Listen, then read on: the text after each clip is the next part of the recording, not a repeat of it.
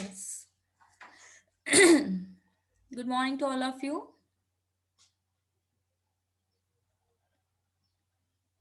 Good morning ma'am. बेटा आपकी आवाज बहुत ही कम आ रही है।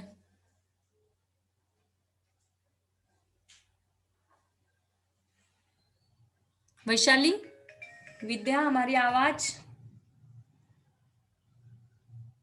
आ रही मैम, क्लियर है। जी मैम। जी मैम, आपसे हमारी आवाज आ रही है।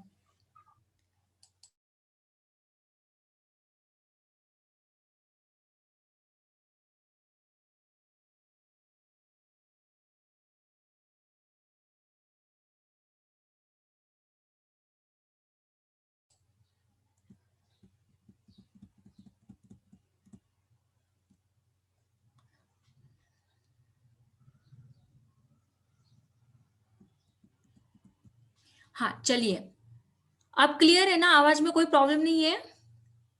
नहीं मैम। ओके, आप देखिए। हाँ, ये षष्टम सत्र चल रहा है आपका, और षष्टम सत्र में आज की तासिका में आपका स्वागत है। और ये जो है DSCF स्क्रीन शेयर हो गई है, आपके सामने ये दिखाई दे रहा होगा। विशेष विधा भारतीय संत काव्य दिखाई दिया आपको? जी मैम। हाँ, तो अब भारतीय संत काव्य में आपको क्रेडिट्स कितने प्राप्त करने हैं? तो जैसे यहाँ पर लिखे हुए 3 क्रेडिट्स आपको चाहिए, और 3 क्रेडिट के लिए आपके सेमेस्टर के लिए कितनी तासिकाएं होनी चाहिए आवर्स में? तो 45 लेक्चर्स आपके वो होने चाहिए। यह आपका सिलेबस है जो हम आपको आज पढ़ाने वाले हैं, विशेष विधा भारतीय संत काव्य। अब हम लोग चलते हैं आगे कि जैसे बताया गया है पाठ्यक्रम के आधार पर भारतीय संत काव्य को हम लोग अभी देखेंगे कि किस प्रकार से भारतीय संत काव्य की का वह पाठ्यक्रम है जो हम आपके सामने रखने का प्रयास करते हैं।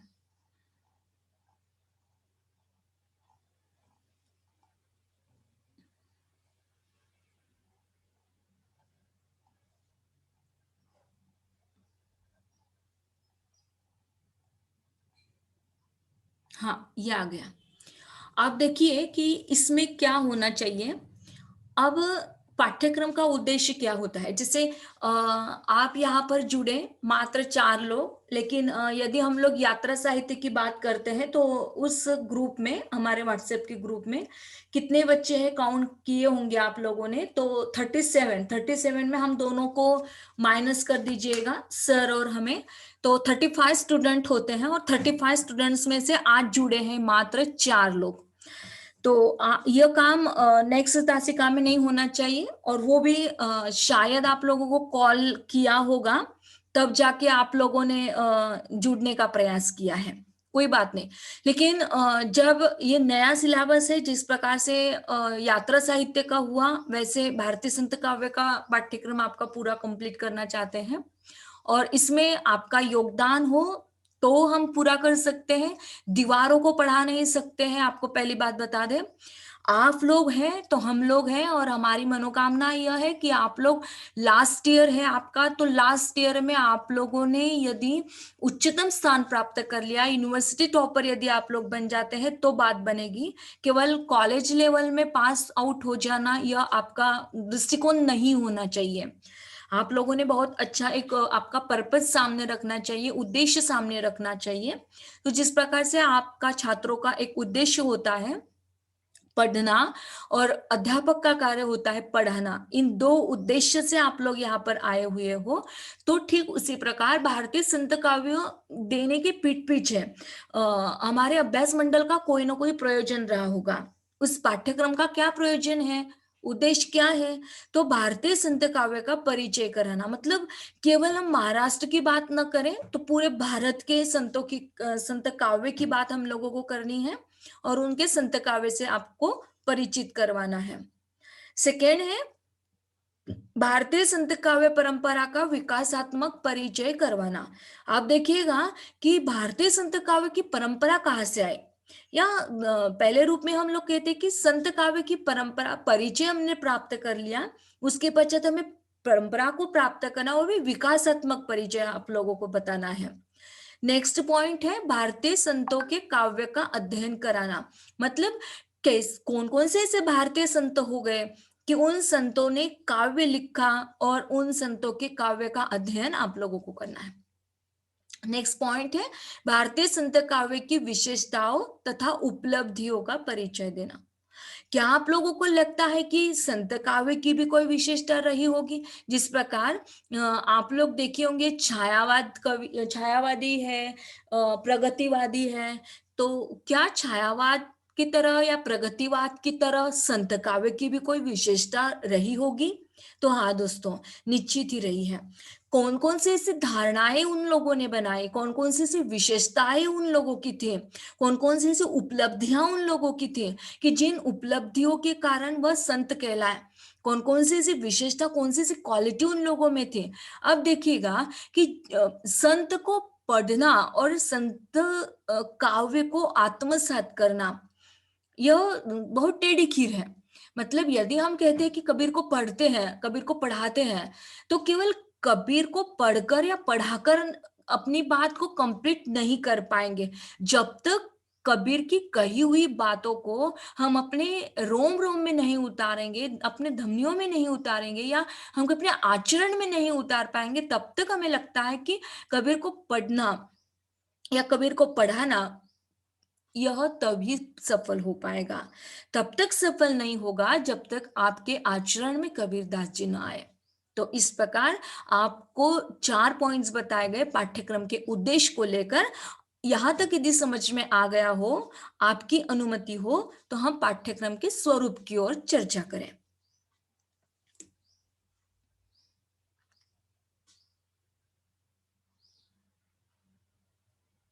आगे बढ़ना है या किसी को कुछ डिस्कशन करना है?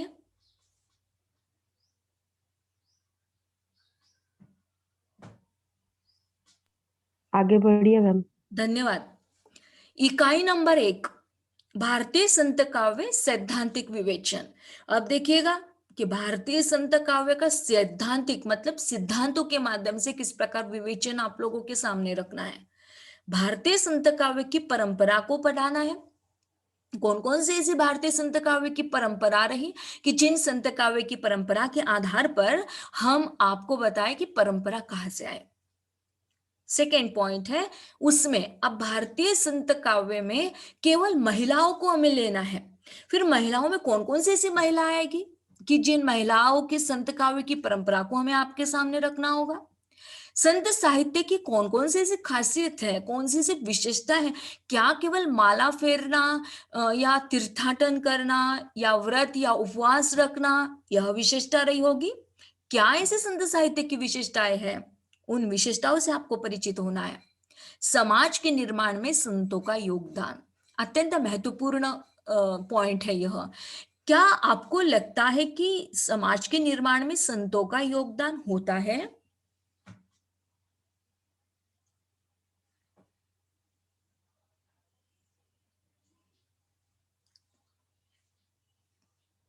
अरे आप ऐसे गूंगे बनकर क्यों बैठे हो यार, आप लोग बोलते जाइए। हमने क्वेश्चन किया आपको कि क्या आपको लगता है कि समाज के निर्माण में संतों का योगदान होता है? जी मैम, होता है। वेरी गुड, होता है। होता है तो कैसे? क्योंकि यदि हम कहते हैं कि संत जनों की धरती है भारत माता, इस धरती पर आकर दुख से दूर करना, तो बस वही बात है। सर्वसामान्य लोगों को अपने दुख से परे ले जाने की जो लौकिकता से अलौकिकता के स्तर तक पहुंचाने की जो शक्ति होती है वह संतों में होती है। और जिस कारण हम यह कह सकते हैं कि समाज के निर्माण में संतों का योगदान निश्चित ही होता है। संत काव्य की प्रासंगिकता। क्या हमें ऐसा लगता है कि आज के युग में, परा आधुनिक युग में सही में संतों की आवश्यकता है?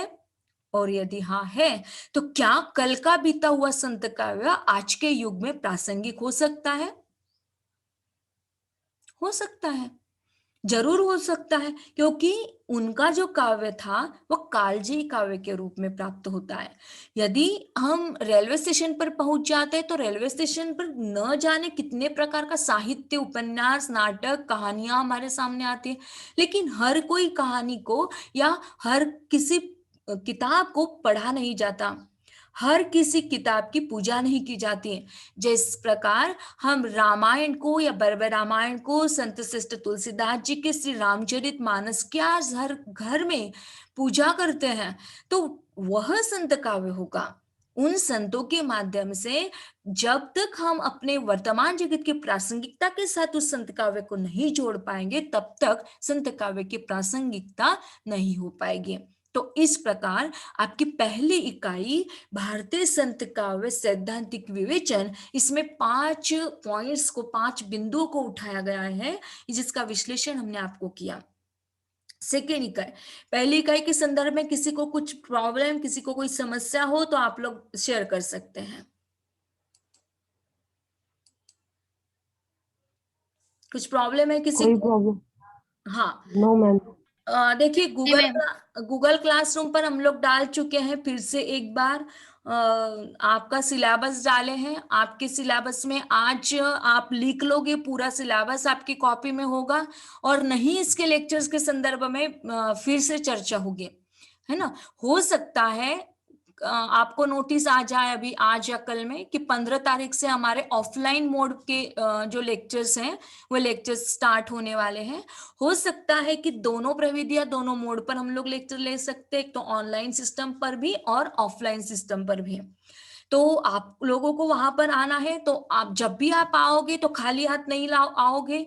आपके पास आपकी ये कॉपी होगी भारतीय संत काव्य की, जिसमें आपको ये जो सिलेबस लिखवा कर दिया है, जो अभी चर्चा हम लोग कर रहे हैं, पूरा पहले पेज पर आपका नाम, सेकेंड पेज पर आपका ये पाठ्यक्रम होगा। तो इस प्रकार से आपको लिखकर ही रखना है। आज आप लोगों को डाल चुके हैं, कल भी डाले शायद, हाँ कल रात को डाल चुके हैं, तो आपके पास वो बुक में लिखा हुआ होना चाहिए। चलते ही इकाई नंबर 2 पर। जो हमारा हिंदी अध्ययन मंडल है उसमें जो पाठ्य ग्रंथ निर्धारित किए गए हैं, उनमें इतने ही संत हैं कि जिन संतों को आपके सम्मुख रखने का हमारा प्रयास होगा। अब देखिए कि कितने कवि ऐसे हैं या संत काव्य कौन कौन से हैं। तो संत तिरुवल्लुवर तमिलनाडु से हैं, संत बसवेश्वर जो कर्नाटक से हैं, संत नामदेव जो महाराष्ट्र से हैं, संत कबीरदास जो उत्तर प्रदेश से हैं, संत नरसिंह मेहता जो गुजरात से हैं, संत रैदास जो राजस्थान से हैं। भारत के कोने कोने से हमें उठाना है ना। मतलब देखिएगा, तमिलनाडु हो गया, कर्नाटक, महाराष्ट्र, उत्तर प्रदेश, गुजरात, राजस्थान, और यहाँ पर हम लोगों ने आपको बताया कि जिस प्रकार क्या क्या देखना है।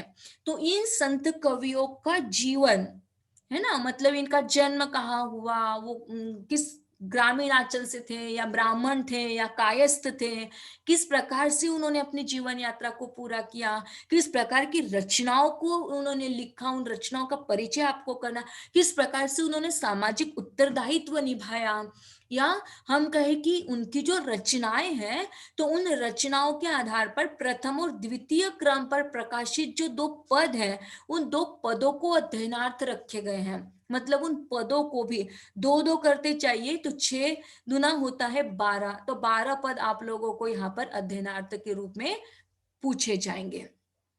नेक्स्ट, इकाई नंबर 3। मुझे लगता है कि आपको इकाई नंबर 2 में कोई प्रश्न नहीं होगा, आपको शायद समझ में आ गया होगा। हम लोग आगे बढ़ते हैं। हिंदी अध्ययन मंडल द्वारा संपादित पाठ्य ग्रंथ भारतीय संत काव्य में संकलित निम्न महिला संत कवयत्रियों का जीवन, रचना परिचय, फिर से एक बार प्रथम और द्वितीय क्रम पर प्रकाशित उनके जो 2 पद हैं, उनको अध्ययनार्थ के रूप में रखे गए। अब चलते फिर से एक बार कर्नाटक की ओर। संत कवयत्री अंडाल तमिलनाडु से हैं, संत कवयत्री अक्कम महादेवी कर्नाटका से, संत मीराबाई राजस्थान से, संत लल्लेश्वरी कश्मीर से, संत मुक्ताबाई महाराष्ट्र से, संत ताज बीवी उत्तर भारत से। अब यहां तक हमारा इतना, यहां हमने देखे पहले इकाई में 5 पॉइंट है, बड़े लंबे पॉइंट हैं। ध्यान देके सुनिएगा, संत काव्य की परंपरा को केवल एक लेक्चर में नहीं बता पाएंगे। महिला संत काव्य की परंपरा है, संत साहित्य की विशेषताएं हैं, समाज के निर्माण में संतों के योगदान को आपको स्पष्ट करवाना है, संत काव्य की वर्तमान जगत के साथ प्रासंगिकता क्या होती है उसे आपको स्पष्ट करना। पहली इकाई आपकी कंप्लीट हो गई।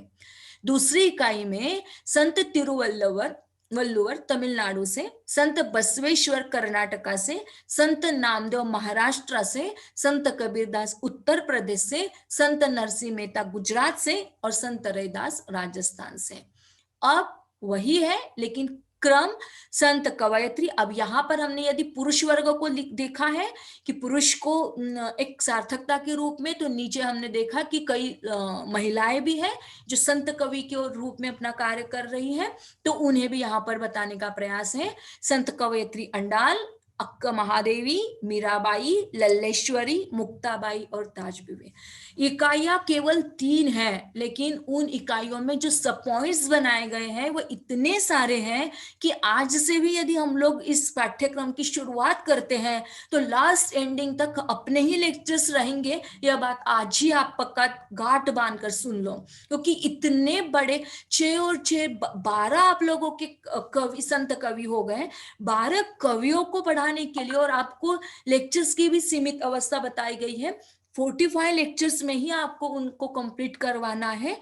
तो हो सकता है कि हम भागम दौड़ी में आप लोगों को समझ में आए ना आए ऐसे पढ़ाकर आगे नहीं बढ़ना चाहते, बल्कि जब तक आपके माइंड में एक एक कवि को फिट नहीं कर देते तब तक हम लोग आगे नहीं बढ़ सकते।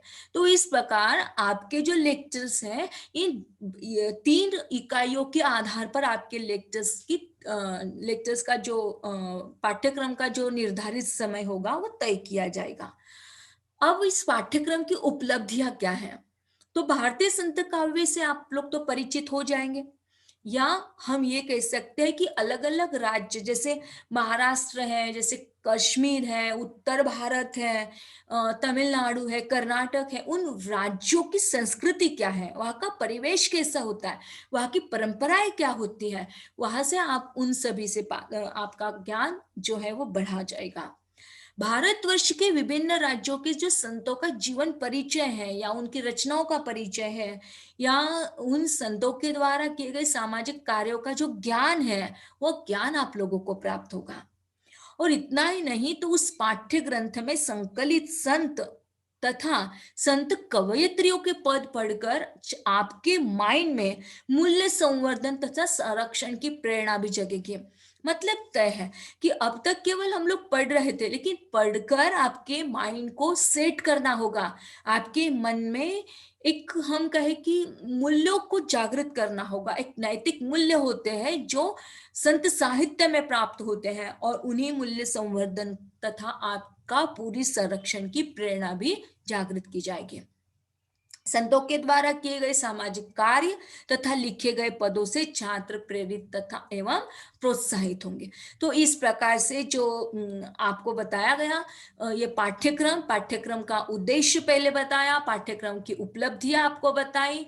अब ये संदर्भ भी दिए गए हैं, तो आप यदि ले सकते हैं तो ये संदर्भ के जो किताब है वो भी आप लोगों के सिलेबस का ही एक अंश है, उसे भी आप लोग देख सकते हो।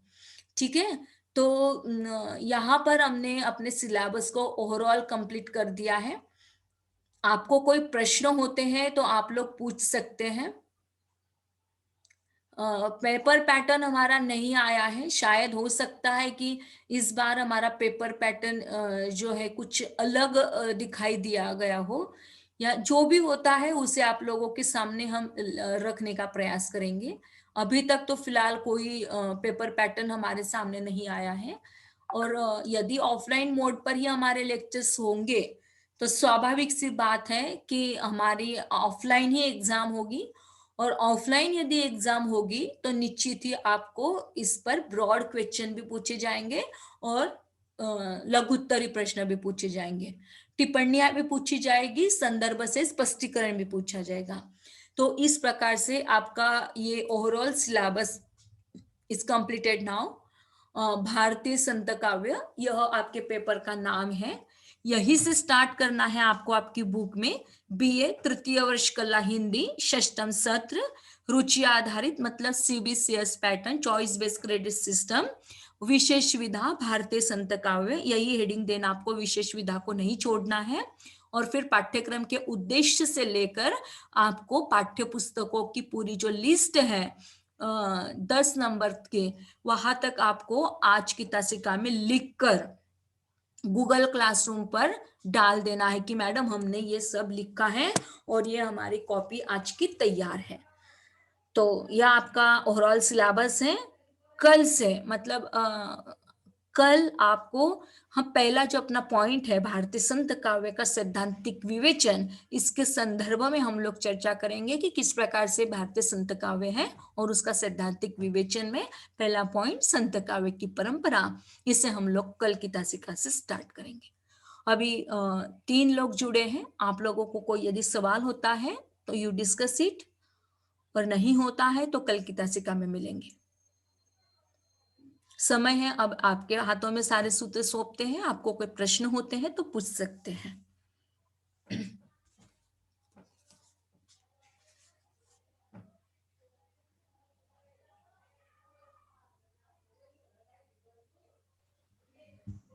मैम कोई प्रश्न नहीं है।